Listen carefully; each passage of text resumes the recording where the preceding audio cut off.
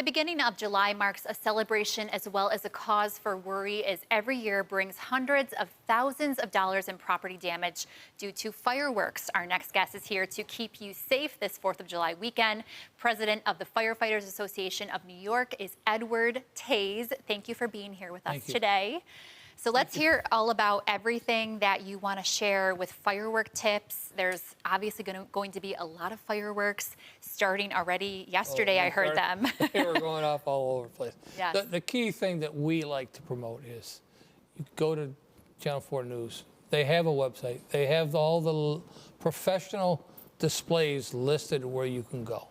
Go and enjoy it with the professionals. Let the professionals do the work.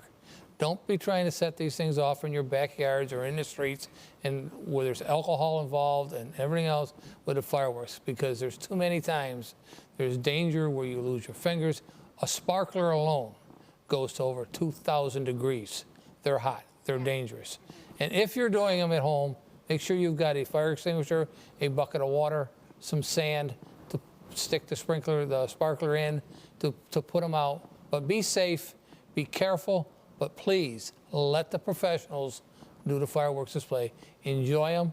Go down to the park where they're at. You know, they have them all over. Bison's Games has them at the end of the games. But there's several places to go and enjoy them safely. And then go back home and relax and reminisce about what you saw and what you experienced. Yeah, I like that you brought up the sparkler sort of fact, because a lot of people use sparklers because they seem very innocent, they seem fun. I used them actually this past weekend. So is there any safe way to do anything like that in your backyard? If you're using sparklers, it's very important, as I said, have a bucket of sand or something to stick the sparkler in when it's over with. Have a bucket of water around. Make sure that the children are not running with the sparklers. They can stand and hold it. They can hold it, but don't run around and don't get crazy with them, because that's where the danger happens.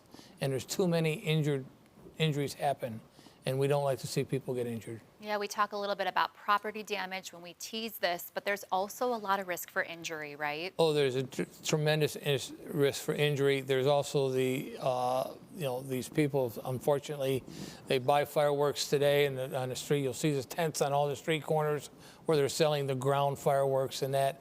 They're fine, they're legal, but we as an association don't promote them, okay?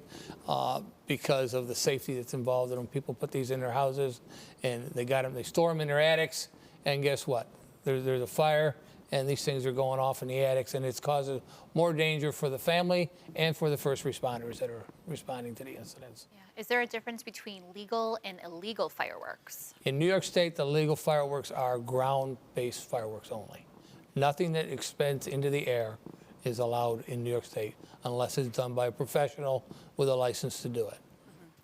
In New York State, you can sell fireworks in the tents on the things for like a 30-day suspension, like from June until I think it's 5 days after the 4th of July that they can sell them. So the recommendation is really to go to the professional firework displays. Right. If you need to, make sure you have proper disposal of those fireworks if you are going to have any sparklers or the ground fireworks in the backyard. But you really don't recommend that, correct? We don't recommend it at all. We recommend going to the, and take your time going to the professional displays. There's traffic coming in and out. When they're all over with, everybody's in a hurry to leave and run away and get back home again. But be careful. There's people walking back and forth that watch the fireworks with their lawn chairs, and there's little kids and that, and they're all excited. Be careful when you're leaving and to and from the fireworks displays. A lot of things to be mindful of, and we want to talk a little bit about volunteer firefighters and your need for more, just as a quick little side note. So can you share more about that? We appreciate that. New York State is in a dire need of new volunteer firefighters to get involved. We're down 20,000 volunteer firefighters in New York State. The volunteer firefighters in New York State saved taxpayers in New York State over $3.8 billion in tax savings. Wow. So there's opportunities here for you to be involved in the volunteer fire service. Right now, there's this training stipend available for the volunteer firefighters that want to come in and take the basic training. There is some funding available for them to do this. So we ask that if anybody has the interest in volunteer fire service, please contact our office or contact your local fire department. Well, thank you, Edward, for being here today.